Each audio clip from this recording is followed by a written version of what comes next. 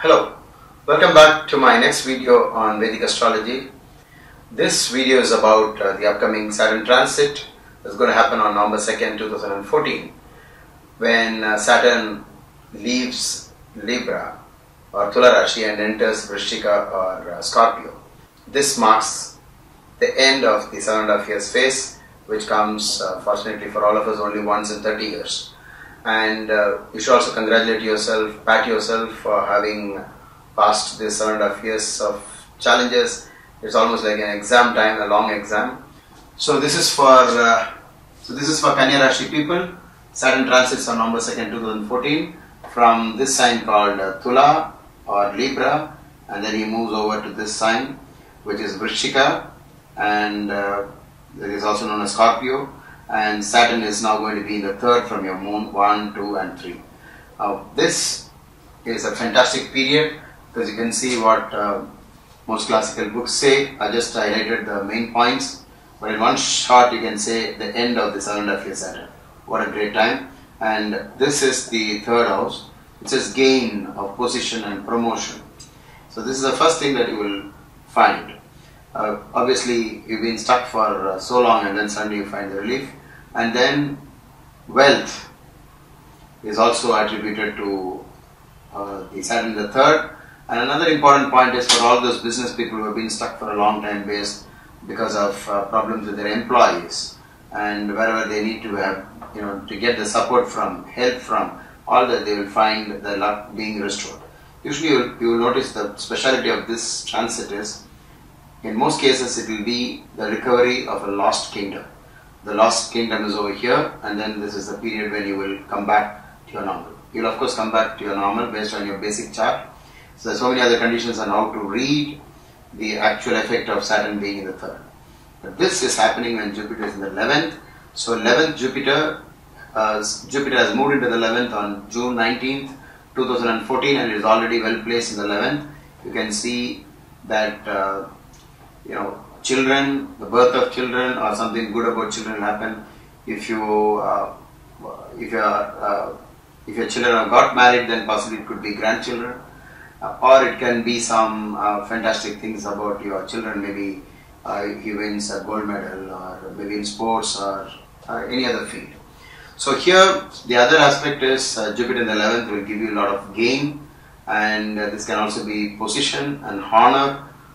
We call it award and rewarding time. So Jupiter in the 11th is ready to do that, and on November 2nd, 2014, you will find Saturn also gives a tick mark to this, because you can see here gain of position, and gain of position is common.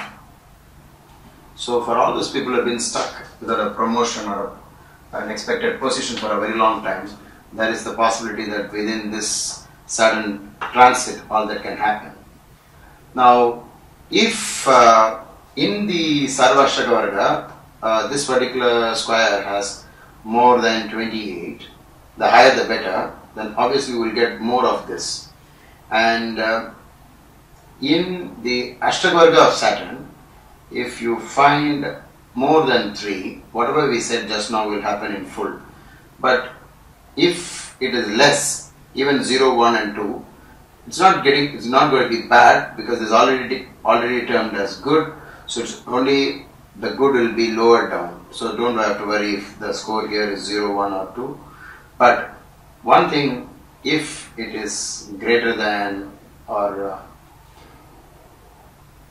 if it is 7, in the Ashtaka of Saturn you never get an 8 score, it's only 7. If it is 7, the sky is the limit, and of course you have a range 4, 5, 6 and 7. So you have accordingly adjusted. So you can combine this with the Ashtaka of Jupiter. The same holds good here, but in this case it should be greater than 3. It has to be 4, 5, 6, 7, 8, up to 8 it can go. So more the score, the better this transit gives.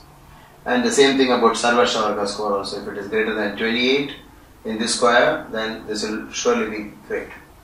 Whenever we go through the transit results, it's very important that you also consider your dasha, bhukti, and not only that, in this 1 year period when you are connecting it to Jupiter transit and being in the 11th, then it's not that the entire 1 year would be fantastic. You will have in between certain problems based on the Sun transit, Mars transit, or Mercury or Venus. All these grahas are also involved. So let's say during the months when the Sun is also in the 3rd house, the 6th house, the 10th house and the 11th house, you will have peak results. That's 4 months in a year. So this is the way you actually start fine-tuning the predictions. But the most important aspect is, once the planets are indicating this, it doesn't mean that everything happens automatically. It's like you get the wind pushing you from behind. Let's say you're on a sailboat and then you really have the advantage now because the wind is pushing you. That's how karma works. But you will have to keep everything ready, your boat, your sail, and you should be eagerly looking for. That's where the effort also comes in. So it's always a good idea to have one look at the horoscope and see how you can capitalize on this fantastic transit. Wish you all the very best, and thank you for watching this video. My next video, of course, would be on Tula Rashi people, for whom this will be the last 2.5 years of the 7.5 year Saturn phase that they have been going through. Until then, goodbye.